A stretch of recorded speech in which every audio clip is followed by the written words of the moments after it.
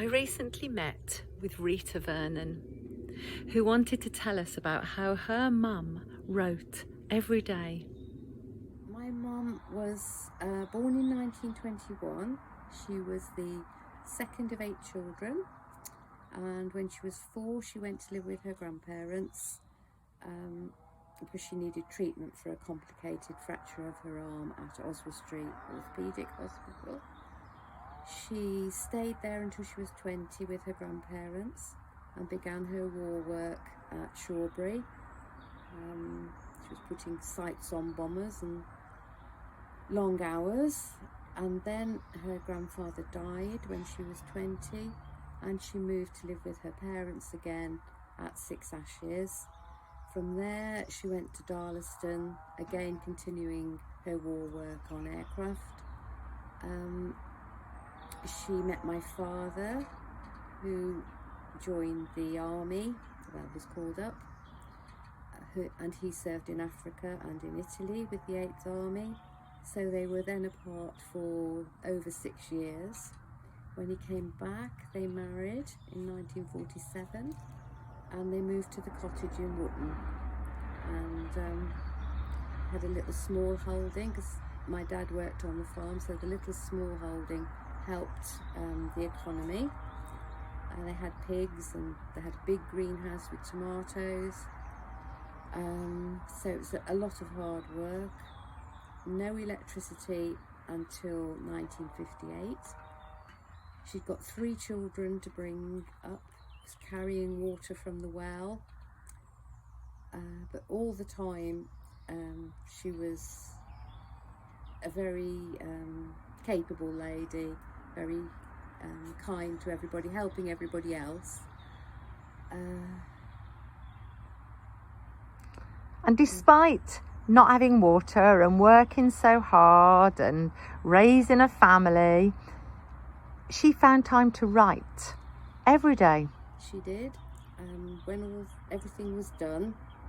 So thinking about it would have been late evening by the time she got to put pen to paper, and she would write a verse every day. She didn't write reams, but she would put together a 4-line verse for every day.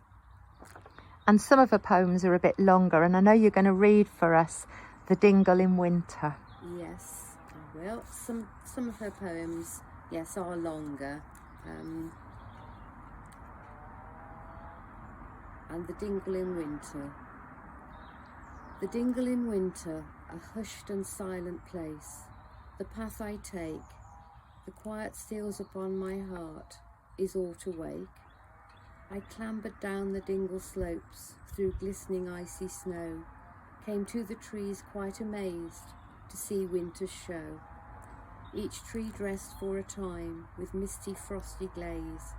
The bracken sparkled with crystal flowers, my eyes just gazed. The dingle's so completely trapped in ice, no movement here, for all is still, no beast or bird disturb my ear.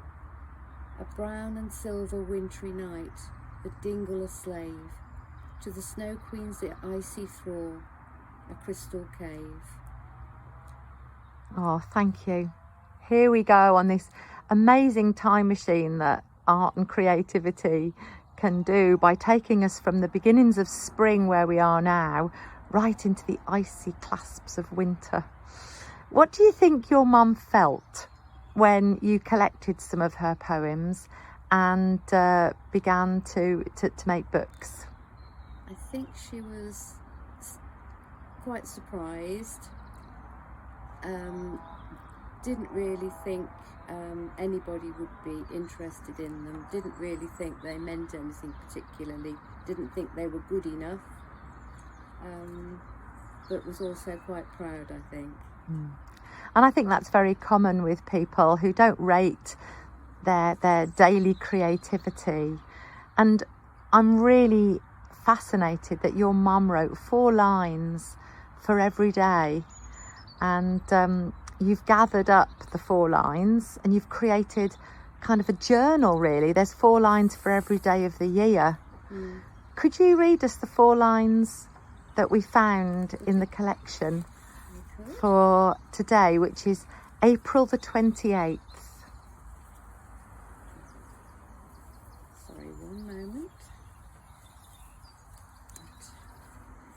Welsh poppies of orange and lemon, dainty little bits of heaven.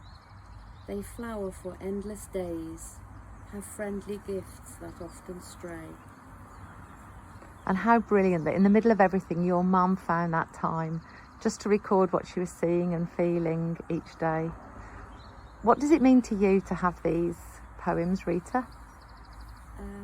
It means, well, more than I can say really, because it talks about nature that is round here, nature that I've grown up with, and I don't want to lose that for my grandchildren or my grandchildren's children. It's there for them. And just no matter how busy we are, we can still do our daily noticing. Yeah. That's what your mum's told us and taught us. Thank you for telling us about your mum. There's one thing we don't know about your mum, which is her name. Her name was Lillian Mary Bates, known to most people as Lily. Thank you so much for telling us about her. Thank you. Maybe you can be inspired by Lily's writing, and every day for a month you write yourself 4 lines. Seal your writing up, and then this time next year open it up, and you'll have a gift all for yourself, made by yourself.